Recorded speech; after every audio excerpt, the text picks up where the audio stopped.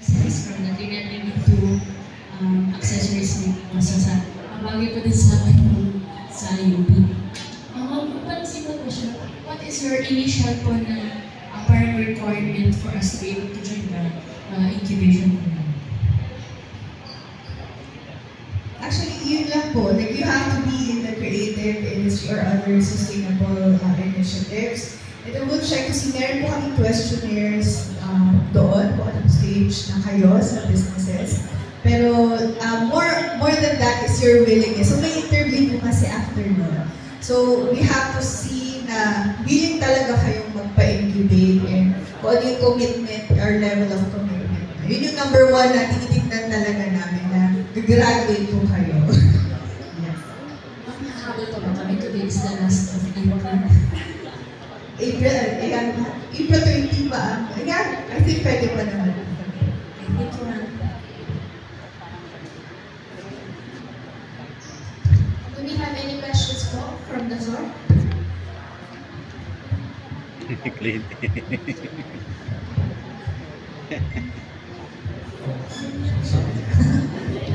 Para sa UP, we've been doing research actually into film now. So the film that I'm making now is about the hardships of the MSME. Kaya pasensya na sa dami ng question ko kasi these are the things that we would like to be addressed sa film. So this is in relation to UP. There was one thing that was addressed to us. We are now into Web 3.0. Ibig sabihin, Web 2.0 ang YouTube University or YouTube. We're now shifting towards immersive environment. It is now becoming a trend ang virtual business na pwede ka na makita sa YouTube or sa by next year lalabas na yung Facebook na Ray-Ban. Di pag sinuot mo yung website na hindi na www, you can now just click it and then you can be on the spot, mapunta ka na sa isang shop ng isang MSME. So it turns out, during our research, this is for UP kasi napakaganda at saka napaka-intensive ang mga researches ng UP. Unfortunately, kami na yung ordinary ego, pagkausap kami sa Tagalog, nga kami. This is my personal experience. Nung nag-Tagalog na sila talagang nag-nosebleed ako. So I saw the one that nangyayari. Kapon lang nakita ko yung nangyayari. Pero mukhang matatagalan pa. This is my question. UP has so much research in relation to our culture. And during the course of our research kung paano gawin ito at i-integrate sa Immersive Technology 3.0, na maybe later may program namin sa UC, is to create a nomad tourism platform where people can come up to the Cordillera using that platform na pag clinic mo sa kabila, mapunta ka.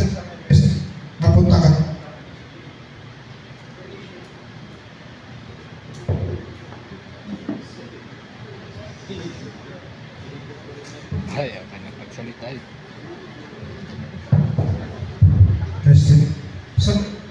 So this thing that we're working on with in relation to the ICT and DOT is a nomad tourism platform. Ang naging problema namin is that assuming we have an MSME who is into the sunset industry of fiber, kuminsan kasi maraming bibili sa kanya pag na-win mo sila sa storytelling. The problem is, kung ang storytelling is bulagas, you will not gain multi-million trust of orders. This is where UP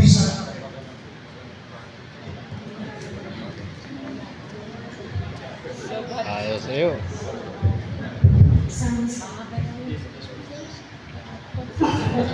This is the instance sana that UP can help us sell the products of MSME when we get to develop this platform. Kasi the platform will be independent on what the MSME can provide. So I saw in the services that you offer, walang incubation in relation to writing. And number one, the best tool to market nowadays sa Web 3.0 is storytelling. Ayaw naman natin ang isang MSME sisirain yung book industry ng fiber dahil nang bola siya sa website niya. So it's a question of how will UP look at this opportunity na possible na needs ng MSME years from now. Kasi hindi mo pwedeng gawin ng research na 30 minutes or 1 year. It takes time, and the more time that you gather, the more na substantial, credible yung pre-present ng MSME. Like assuming this MSME, ang parents pa lang niya, 1900, sila na yung nagpapad, sila na yung nagpa-Viber, sila na yung nauna dyan. Tapos bigla may maganda lang ang graphics niya, napunta na lahat ng customer sa isang nag-i-import lang pala sa China, tapos konting palit. So, this may addressing it to the UP, please consider this part now. We are now moving towards 3.0 and maybe consider some ways to help MSME building virtual business, or para mas simplified sa kanila, meron na kasi mga virtual museum.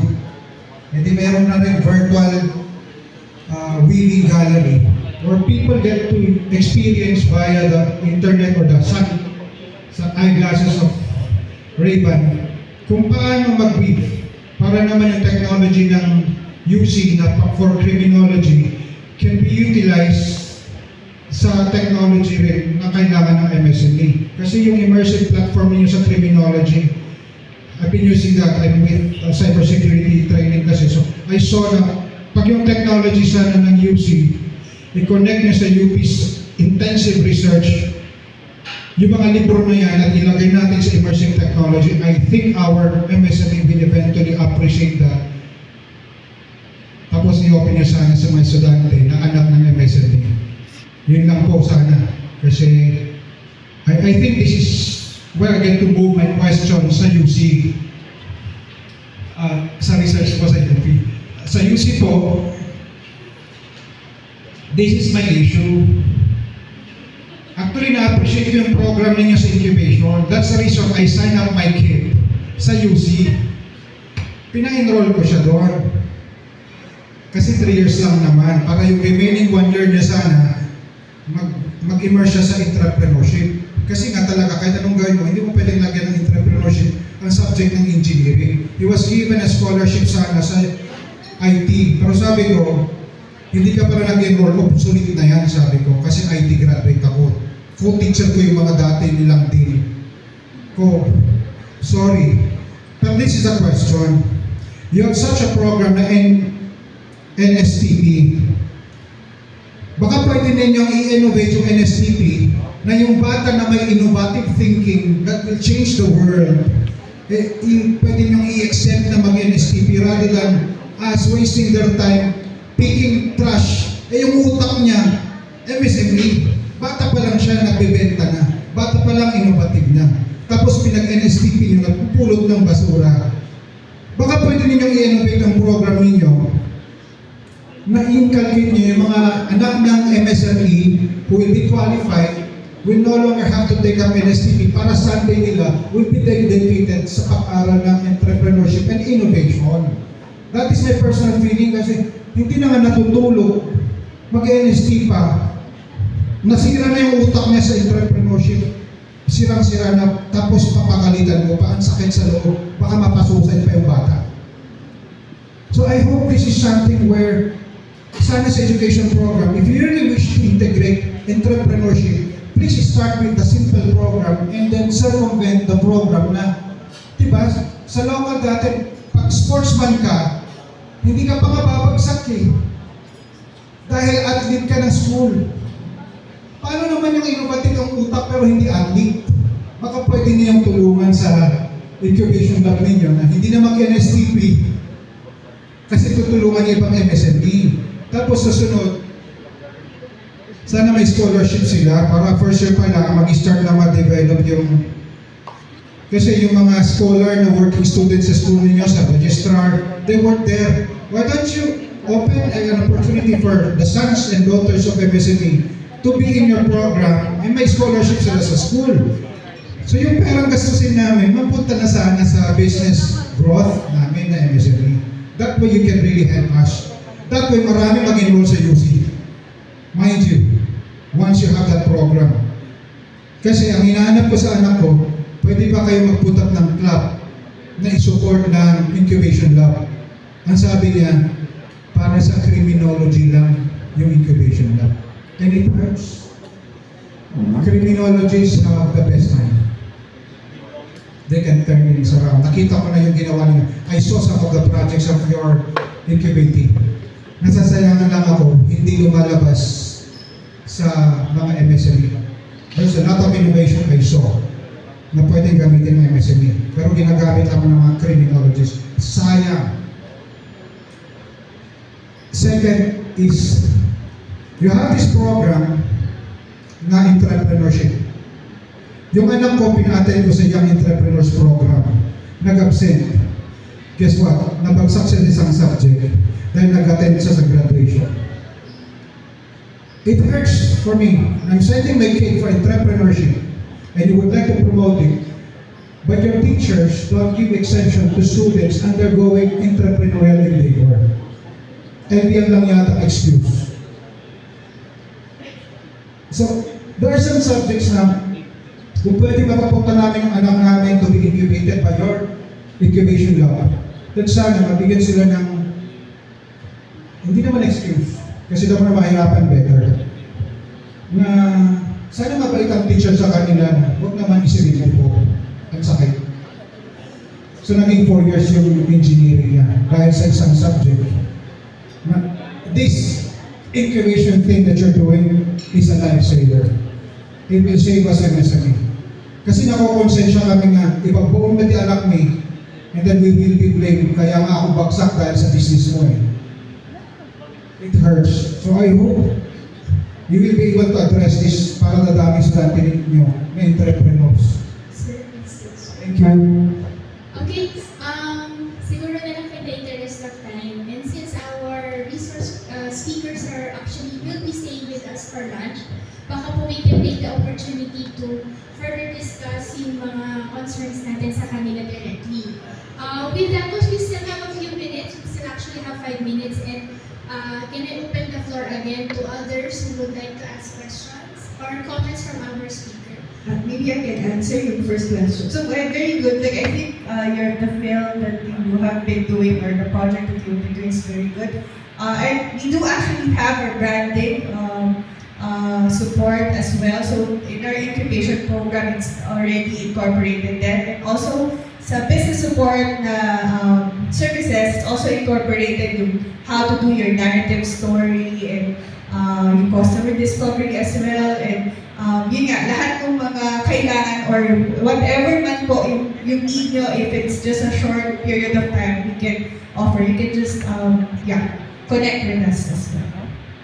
Alright, thank you, and thank you so much for your very fervent sentiments with regards to both the UP Baguio and the University of Cordilleras. So to quickly address just a few of them. First of all, for the NSCP, unfortunately, we cannot do exemptions unless you are a foreigner. Kasi mga foreigner, they don't really take NSTP as per law because NSTP is mandated by the government. The second one, what we can do, however, is to perhaps provide a suggestion to further innovate the NSTP. Because I know that the College of Teacher Education does do innovations for NSTP. So they've done, let's say, sa time mo kasi it's more on, yung sa environmental aspect, creating seminars, debate, pitching, mga ganun. May mga instances din naman po. But with that one, since it's something na required or mandated by the government, I'm not entirely sure if the university or any university would be keen towards exempting NSTP. Second, for the pang-criminology lang ang TBI, that's really, as I've mentioned in our talk, since we are now an organic university, and even before when we were funded by the DOST, hindi lang po siya pang-criminology. It just so happens that it was our office is in the Legarda campus. And I guess, meron kasing mindset na pag taga-main ka, ayaw pupunta sa Legarda, yung mga taga-Legarda, as much as possible, you stay at Legarda. But it is open. For reference po, every faculty member who is teaching technopreneurship is requested to 2A trainers and hinuhold talaga namin sa Legarda. And we always say to our faculty members, okay, pag hindi nahihirapan kayo, you can just let our students go to the Legarda campus and we will be assisting them. And that has happened for trimesters already. So with that one, I hope let's just clear the air po na it is for everyone, hindi lang po siya for criminology. Actually, we've also had a lot of members from the College of Engineering and Architecture. Meron kaming faculty na tinutulungan. Meron kaming student group na tinutulungan na we're very appreciative kasi kahit nag-graduate sila, pumupunta pa rin sila sa amin kasi they're trying to get funding for their prototype na ginawa nila nung thesis nila. And then, I guess yun lang naman po so far with regards to the concerns, unless I forgot anything or if you just want a more robust discussion. Kindly let us know. To add, I'm from UP Baguio. My name is Abby Tibala. Siguro to answer your first question regarding tons and tons of research po dito sa UP Baguio. We have the Cordilleras Study Center. So it's linked with the TBI po ng UP Baguio. And yung concept po kasi ng TBI, as mentioned by Lovely, is just new. Kasi parang yung generation po namin, yung parents din namin, ay tinuruan kami mag-work din sa corporate industry. Diba? Diba yung tito ko? So parang nag-work naman talaga ako sa corporate. And ngayon lang kasi nilagay din ng academy yung 21st century skills na entrepreneurship. Na yung mga bata, hindi lang dapat maging empleyado, dapat maging employer din sila. So ngayon lang po yung generation na gano'n na ini-embed lang siya.